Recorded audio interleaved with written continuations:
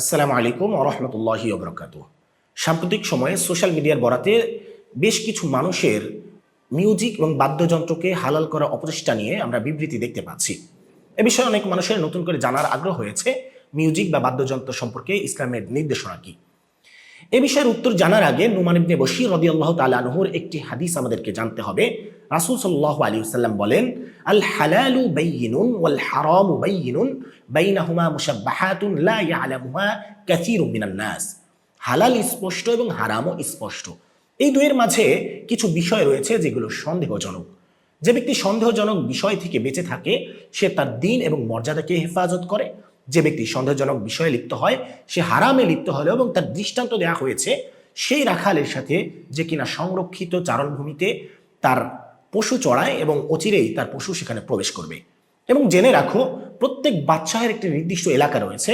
আল্লাহর নির্দিষ্ট এলাকা হলো হারামকৃত বিষয়সমূহ।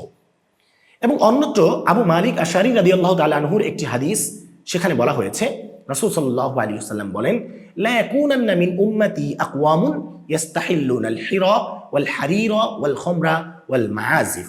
অর্থাৎ অচিরেই আমার উম্মতের মধ্যে একটা দল এমন আসবে যারা কিনা ব্যভিচার, রেশমি পোশাক, মদ এবং বাদ্যযন্ত্রকে হালাল মনে করবে। তাই এখানে লক্ষ্য করার বিষয় হলো এই হাদিসটিতে মদ, বাদ্যযন্ত্রকে এমন বিষয়ের সাথে সম্পৃক্ত করা হয়েছে যেগুলোকে হালাল মনে করা হবে, পারতপক্ষে যেগুলো হালাল নয়। এবং কোনো একটি হাদিস সামনে আসার পরে যদি তার ব্যতিক্রমী কোনো ভিন্ন মত পাওয়া যায়, সেখানে একজন আলেম কি বলেছে সেটি আসল প্রশ্ন নয়, বরং প্রশ্ন হলো রাসূলের এই মতের সাথে অধিক সতর্কতা, সামঞ্জস্যপূর্ণ এবং সালাফদের কর্মরীতি আসলে কোনটি প্রাসঙ্গিক সেটি হলো দেখার বিষয়। তাই এখানে সূরা আল জাসিয়ার 23 নম্বর আয়াত অত্যন্ত প্রাসঙ্গিক মনে হয়েছে।